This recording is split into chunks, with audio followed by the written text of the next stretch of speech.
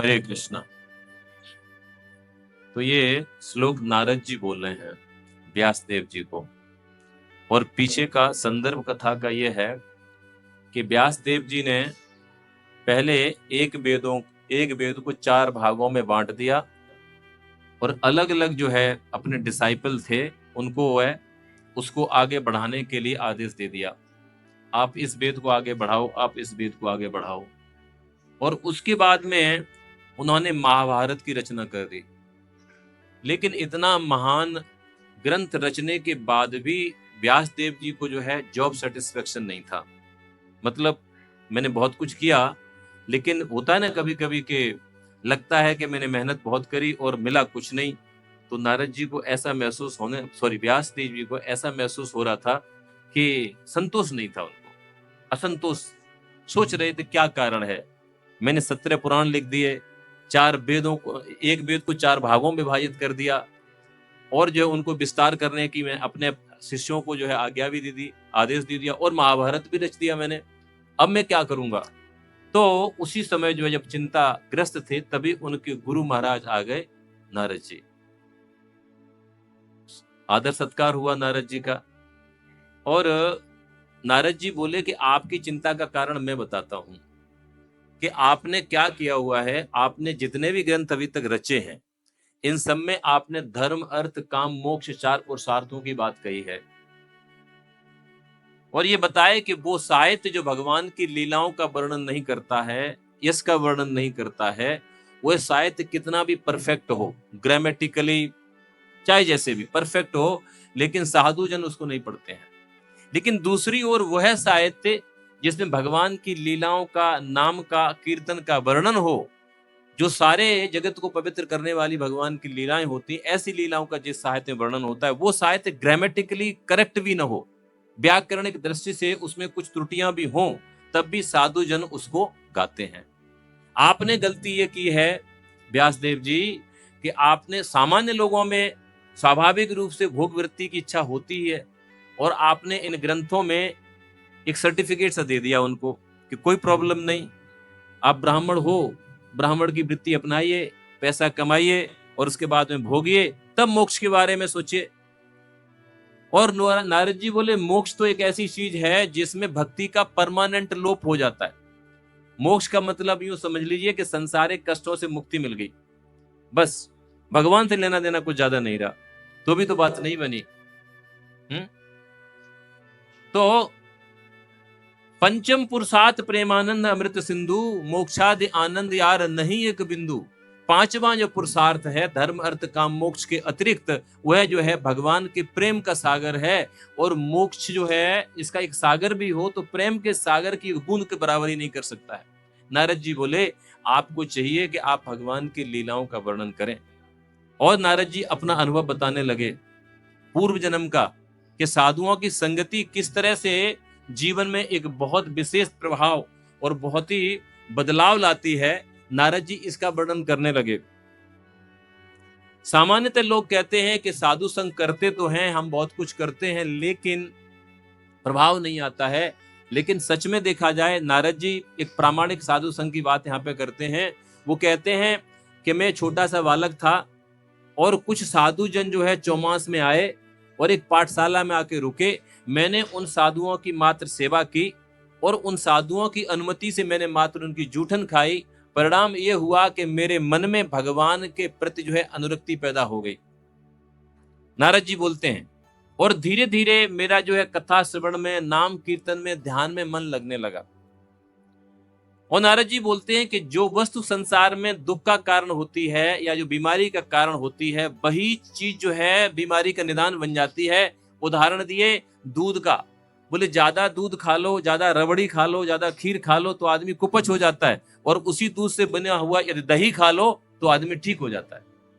तो नारद जी बताए कि इस संसार में वही चीज जो कष्ट का कारण होती है, वही चीज का सही रूप से यूज किया जाए तो कष्ट का निवारण भी कर सकती है।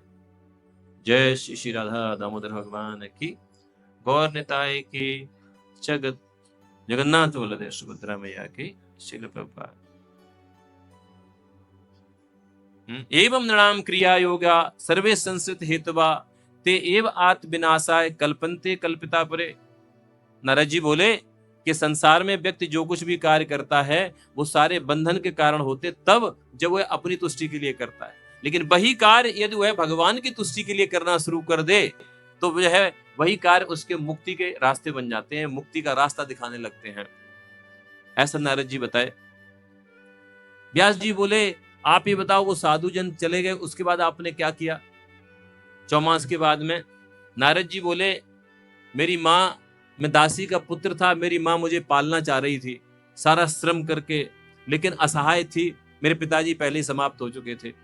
नारद जी का पूर्व जन्म, इसके भी पूर्व जन्म, माने जो दासी के पुत्र थे उसके पूर्व जन्म में वो जो है एक गंधर्व थे, और गंधर्व थे तो उनको देवताओं की मंडली में बुलाया गया भगवान का कीर्तन करने के लिए, लेकिन उन्होंने बड़ा सुंदर गाते थे, लेकिन वहां किसी तरह प्रभावित हो गए वहां के ऑडियंस से, और उन्होंने भगवान का कीर्तन न करके कुछ संसारी कीर्तन करना शुरू कर दिया, जैसे हम मान लो फिल्मी गाना शुरू कर दें। तो वहां पे देवताओं ने उनको श्राप दे दिया, नालायक तू तो शूद्र जैसा काम कर रहा है, शूद्र बन जा। तो शूद्र बन गए। लेकिन आप ये देखिए कि शूद्र शरीर में भी आप एक चीज और जानिएगा, जो अलग अलग कुलों में लोगों को जन्म मिलता है, हम लोगों को, वह हमारे पूर्व जन्म में कुछ गड़बड़ी होती उसके कारण मिलता है।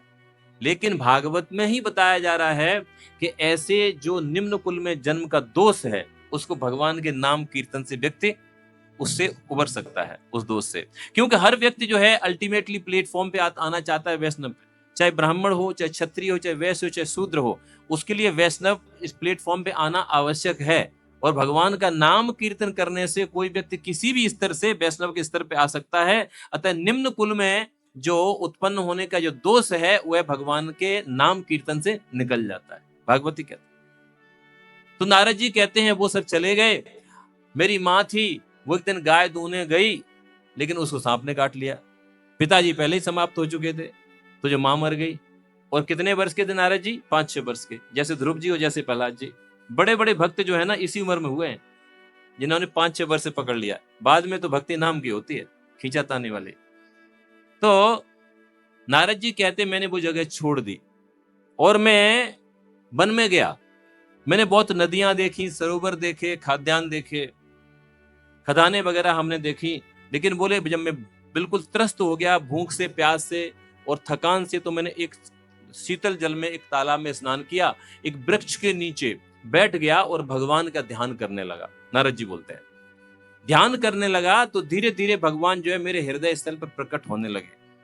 भगवान का मैं दर्शन करने लगा और भगवान प्रकट होने लगे। लेकिन फिर क्या हुआ, फिर जो है भगवान जो हृदय से गायब हो गए।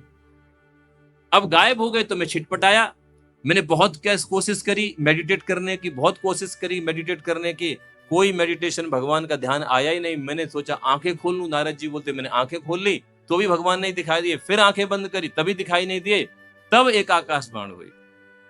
उस आकाशवाणी ने क्या क्या कि सत सेव्या अधीर्गापि जाता मयि दृढ़ामति हित्वा अबध्यम इमम लोकम गता मत जनतामसि। सत सेव्या अधीर्घा अपि जाता मयि दृढ़ामति। सत सेव्या अधीर्घ, अधीर्घ दीर्घ माने लंबा समय और अधीर्घ माने छोटे समय। भगवान की भक्ति यदि कोई व्यक्ति थोड़े समय के लिए भी करे तो भगवान, ये आकाशवाणी हो रही है, कौन? भगवान ही बोल रहे हैं। बिकॉज इस शब्द में मई, मई माने मेरे, मेरे में मति लग जाती, तो कौन बोल रहा है? भगवान बोल रहे हैं। भगवान बोल रहे हैं कि जो मेरी कुछ समय के लिए ही सेवा कर ले उस व्यक्ति की मति मेरे में स्थिर हो जाती है। और हित्वा अबध्यम इमम लोकम, और ये संसार जिससे पार करना बहुत दुष्कर होता है वह व्यक्ति जो है पार कर जाता है और मेरा नित्य पार्षद बन जाता है। हे नारद जी, मैंने आपकी आसक्ति अपने प्रति बढ़ाने के लिए आपको दर्शन दिया था, अब जब आप पवित्र हो जाओगे तभी आपको दर्शन होंगे। और एक चीज जान लो, हम सब जब भक्ति में आते हैं तो शुरू शुरू में भगवान हम सबको भी ऐसा ही ट्रेलर दिखाते हैं, ऐसा ही लालच दिखाते हैं। हम सब भक्तों के साथ में कुछ न कुछ भगवान ऐसा आदान प्रदान करते हैं जिससे भगवान क्या है, अपने अस्तित्व को भगवान प्रकट करते हैं कि मैं हूं और तुम जिस तरह से मुझे भज रहे हो बिल्कुल प्राप्त कर लोगे। लेकिन एक समय के बाद भगवान फिर रियलाइज नहीं कराते। और उसके बाद तो यहाँ तक बड़ी एडवांस डिवोटीज के यहाँ पे है, माने कभी कभी कोट्स आते हैं, वो कहते हैं कभी कभी भगवान किसी भी तरीके से अपने को रेसिप्रोकेट नहीं करते हैं, किसी भी तरीके से। और कभी कभी बहुत एडवांस भक्तों को लगने लगता है कि ये मैं जो कुछ कर रहा हूं, यम नियम और ये सब नाम जप इत्यादि जो कुछ मैं किए जा रहा हूं, ये सब किसी काम का है कि नहीं है। भगवान कभी कभी अपने को बिल्कुल बिल्कुल प्रकट नहीं करते हैं। क्यों नहीं करते हैं? कि भगवान चाहते हैं कि आप और शुद्ध हो जाओ। यहां तक कि भगवान के जो माधुर्य रस में सर्वोच्च आनंद उठाने वाली गोपियां हैं, भगवान उनसे भी अदृश्य हो गए। क्या दिखाने के लिए? कि आप और शुद्ध हो जाओ, और शुद्ध हो जाओ। और यहां तक कि भगवान रास नृत्य से प्रकट हुए, उसके बाद में भगवान मथुरा चले गए। मथुरा से भी भगवान ने जब उद्धव के माध्यम से संदेश भेजा है तो एक ही बात लिखी है कि मैं परमात्मा हूं, सभी जीवों का ईश्वर हूं, मैं सर्वत्र हूं, और तुम्हारा प्रेम मेरे प्रति और बढ़ जाए इसलिए तुमसे दूर हो गया। यहां तक कि भगवान कुरुक्षेत्र में मिले आके 100 वर्ष के बाद में, वही बात भगवान ने ये कही। तो आप ये समझिए कि हमारे लिए स्कोप ऑफ इंप्रूवमेंट कितना है, जब गोपियों के लिए स्कोप ऑफ इंप्रूवमेंट इतना है।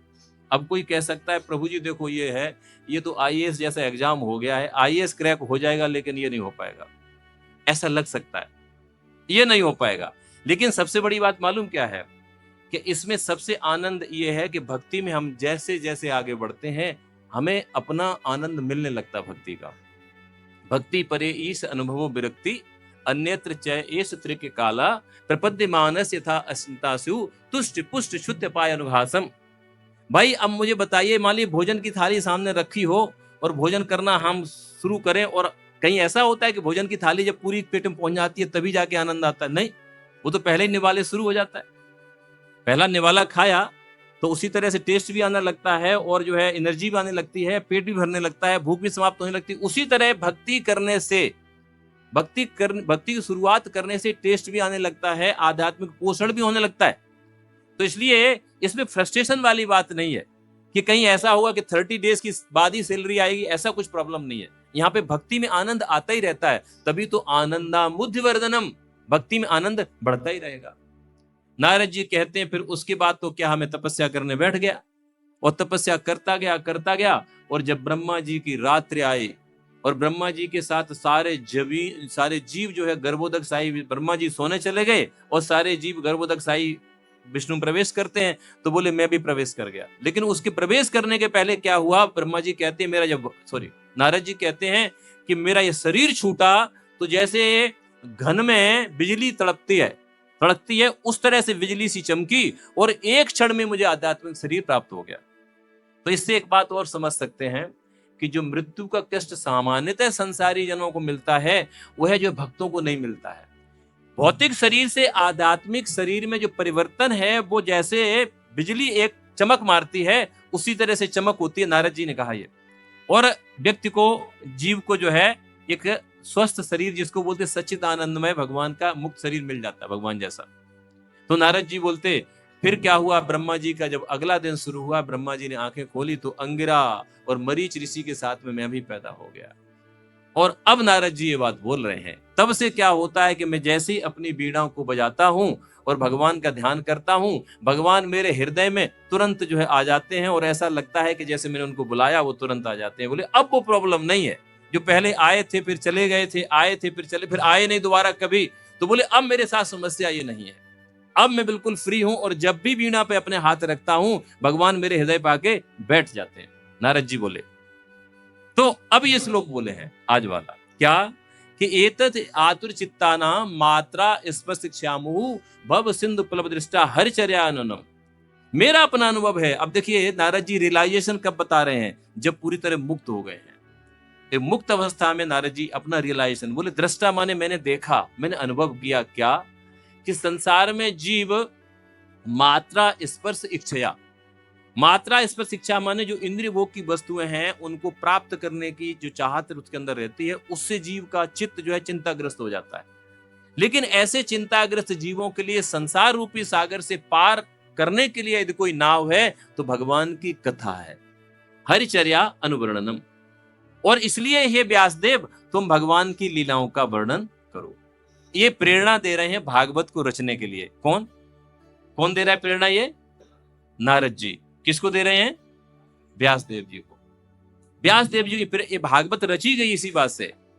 नारद जी बोले कि मेरा ये अनुभव है कि संसार में जैसे जैसे समय बीतता है जीव ज्यादा आकृष्ट इंद्रिय भोगों से होते जाते हैं और क्या होता है, उनके चित्त आतुर होने लगते हैं। ये खास बात देखो ये है कि जो श्लोक कह रहा है मात्रा स्पर्श क्षया मोहु, जितना ही इंद्रिय भोगों में हम जाएंगे चित्त आतुर हो जाएगा। आतुर का मतलब चिंताएं बढ़ेंगी।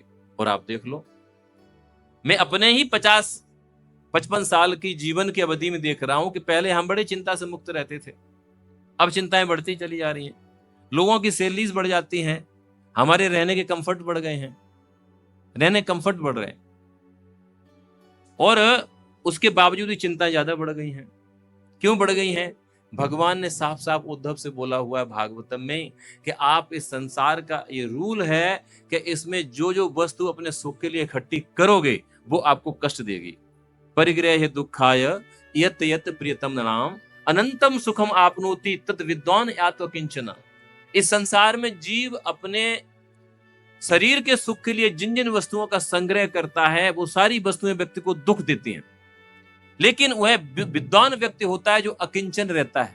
अकिंचन माने जिसकी कोई भौतिक इच्छा नहीं होती है, और वह विद्वान व्यक्ति होता है वो अनंतम सुखम आपनोति, उसको असीम सुख की प्राप्ति होती है। ये भौतिक जो सुख है ये फ्लिकरिंग होता है। फ्लिकरिंग का मतलब है कि ये मिल जाता है और फिर चला जाता है, मिल जाता है चला जाता है। और फ्लिकरिंग के जैसे लाइट फ्लिक करती है ना, उसी तरह से कभी ये संसार भी फ्लिक करता है। मालूम क्या लगता है? मन माना इदम विश्वम माया रचितम आत्मनि अविद्या रचित स्वप्न गंधर्व नगर उपशमम। ध्रुव महाराज कहते हैं, ध्रुव महाराज ने संसार को क्या देखा? एक सपने की तरह। और किससे रचा गया? अविद्या रचित। अविद्या माने माया से बना हुआ ये संसार है जो जीवों को सपने की तरह मोहग्रस्त करता रहता है। ये माया भान देती रहती है कि आपने इतना प्राप्त कर लिया है, अभी और इतना प्राप्त करोगे और आप सुखी हो जाओगे। चाहे नेम हो, चाहे फेम हो, चाहे कुछ भी हो, इस संसार में व्यक्ति इसको पाने के लिए जितना ही अधिक श्रम करता है वो श्रम ही तो कष्ट बन जाता है उसका। प्रहलाद महाराज कहते हैं कि जो व्यक्ति संसार में सुखी होने के लिए भौतिक श्रम करता है उसका श्रम ही पहले कष्ट बन जाता है, और वो श्रम करके वो कष्ट उठा के दूसरे कोई वस्तु उठा माने प्राप्त भी कर ली तो उसका मेंटेनेंस अपने में दूसरा कष्ट बन जाता है। ये समझना कठिन है क्या? कार खरीद तो लेते हैं, ले बाद में 95 रुपीज पर लीटर पेट्रोल, उसके बाद में सर्विस, और किसी ने ठोक दी तो कहना ही क्या है, और हमने किसी की ठोक दी तो कहना ही क्या है। हमने किसी की गाड़ी बजा दी तो हम भी बजेंगे और गाड़ी भी बजेगी। आप समझ गए? तो मुसीबत बहुत बड़ी है। आप बढ़िया से कार में बस में बैठ के जा रहे हो, कोई बात नहीं, ड्राइवर चला रहे हैं, आप चैन से बैठे हो, आपकी टिकट 50-60 रुपए की है, इससे ज्यादा कष्ट नहीं है। लेकिन यहाँ खड़ी कर दी तो भी चिंता है पार्किंग में कोई न ले जाए, और ले गया तो फिर कहने ही क्या। मैंने बताया था एक बार यहाँ पे मेरी गाड़ी जो है ना पुलिस वाले उठा ले गए, पुलिस वाले उठा ले गए। अब भाई जब आए तो गाड़ी देखी तो गाड़ी यहाँ है ही नहीं, तो पहले क्या ये थोड़ी आया दिमाग में पुलिस वाले ले गए, हम तो समझे वो उठाने वाले उठा ले गए। तो ये होश उड़ गया एकदम से, यार गाड़ी चली गई, पता नहीं क्या एकदम से। नरसिंहदेव भगवान जी से प्रार्थना करना शुरू कर दिया, तभी फोन आ गया, नरसिंहदेव भगवान ने फोन मिलाया उन्हीं पुलिस वालों का, तुम्हारी गाड़ी मेरे पास है, सुन ली। तो ये दुख है। आप फ्रिज लेके आइए घर में, एसी लगाइए घर में, आप देखिए ना क्या होता है, उनका मेंटेनेंस भयंकर मेंटेनेंस है। आप यदि सही से देखना चाहो, कभी कभी लोग ऐसा कहते हैं प्रभु जी आपका लेक्चर गांव के लिए होता है, शहर के लिए नहीं होता है। आप जो है शहर में रह के गांव वाली बातें सिखाते हो। आप हमें एक बात बताइए, आप देख सकते हैं शहर में देखा जाए तो हमारी जो बेसिक नीड्स होती हैं जीवन चलाने के लिए, उनके ऊपर हम कितना खर्चा करते हैं। बेसिक नीड को केवल 3 चीज ही कहा गया है, रोटी, कपड़ा और मकान। और पहले बुद्धिमान लोग केवल इन्हीं पे इन्वेस्ट करते थे, सबसे ज्यादा रोटी पे, मन बढ़िया से खाना खाना है, उससे कम खर्चा करना है कपड़े पे, और ठीक है घर कैसा ही बन जाएगा ठीक है। लेकिन आजकल बिल्कुल उल्टा है, घर की तो बात ही नहीं आती है, गाड़ी घर किराए का है लेकिन गाड़ी 25 लाख की खड़ी हुई है, दिखाने में कोई कमी नहीं होनी चाहिए। आप समझ रहे हैं? और उसके बाद में खाना वाना बाद में देखा जाएगा, लेकिन भैया घर बहुत बड़ा होना चाहिए। दिखावे की जिंदगी है ये।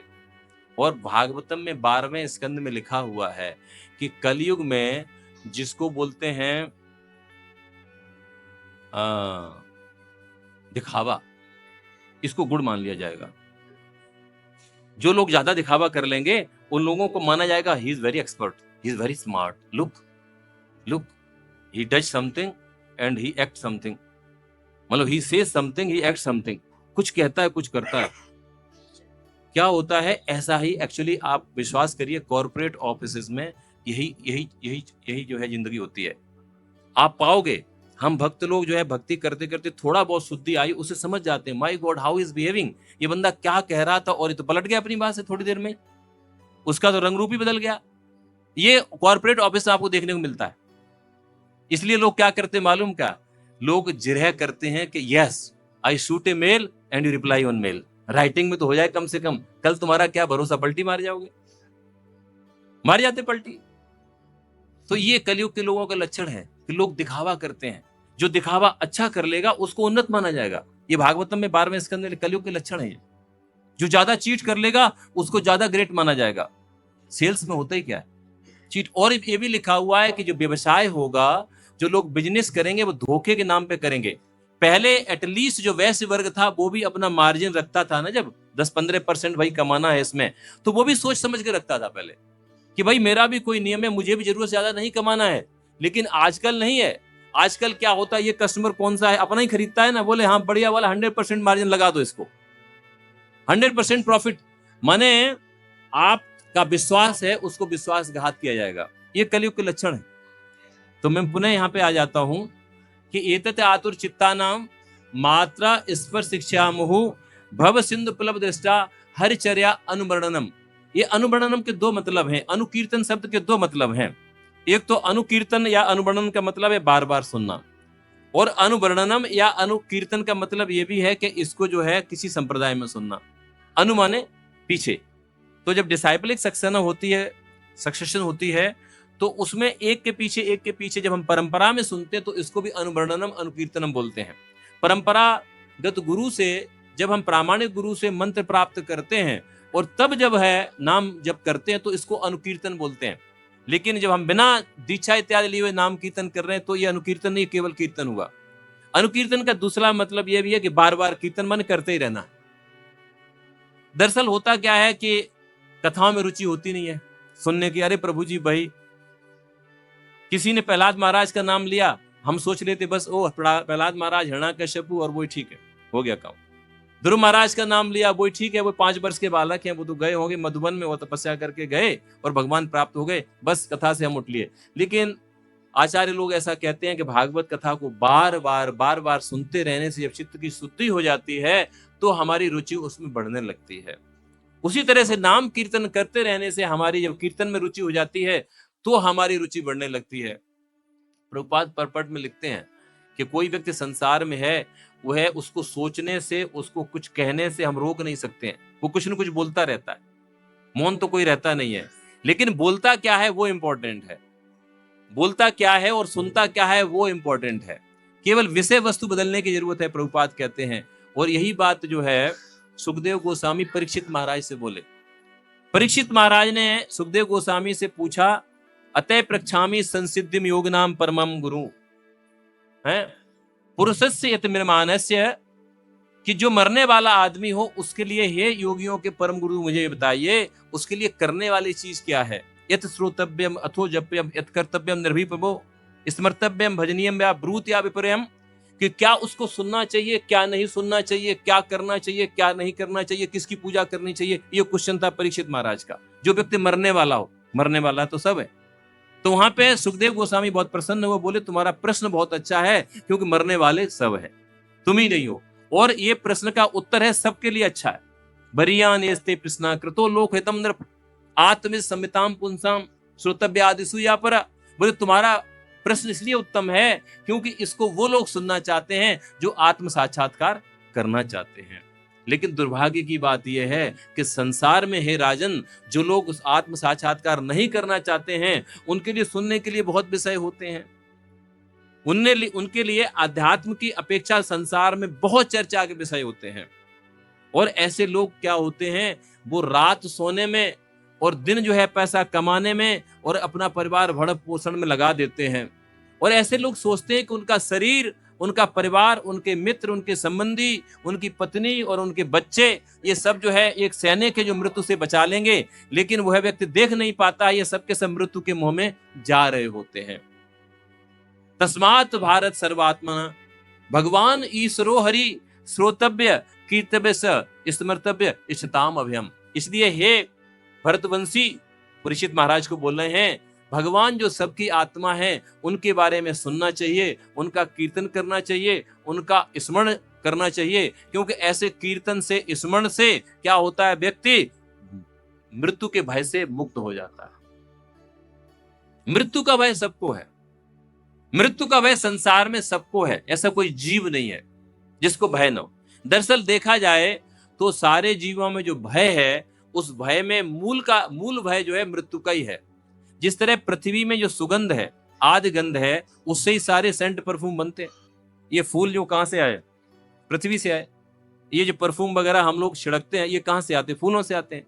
और गंध कहां से आती है, पृथ्वी से आती है। उसमें प्लांट लगा देते हैं, कोई गुलाब का फूल आता है, कोई गेंदे का फूल आता है, कोई चंपक लता का आता है, कोई कुछ आता है, कोई कुछ आता है।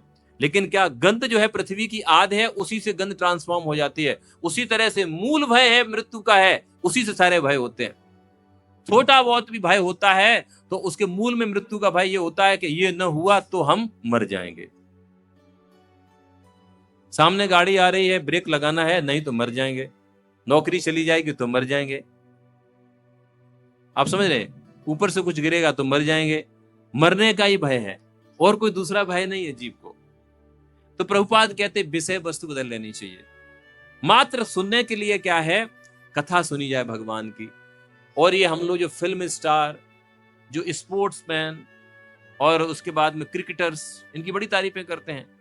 और बताएं मैं आपको एक खास बात, बड़े बड़े कथाकार जो विश्व प्रसिद्ध हैं, मैं उनको भी देखता हूं, वो कभी कभी जो है नेताओं की बड़ी प्रशंसा करते हैं।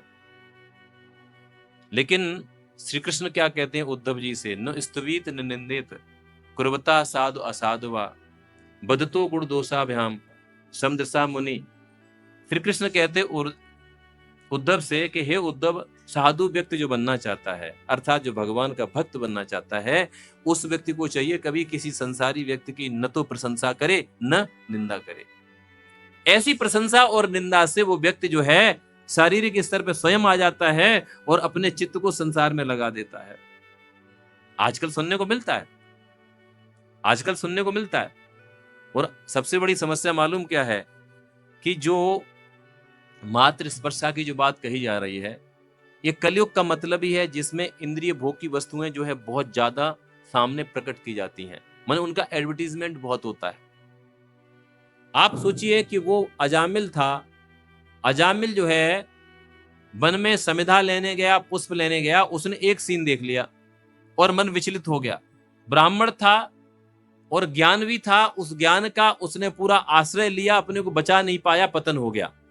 तो आप मुझे बताइए, हमें कहीं बनन में जाने की जरूरत नहीं है सीन देखने के लिए। आपकी जेब में सीन रखा हुआ है यहाँ, और आप हमारी अपनी बात छोड़ दी, हमारे बच्चे भी देख रहे हैं सब। और हम ना जामिल जैसे ब्राह्मण हैं, वो तो ब्राह्मण था, बहुत कुछ करता रहा होगा, संयमी रहा होगा। हम लोग तो गए भी तो शूद्र हैं, तो हमारा आपका क्या होगा।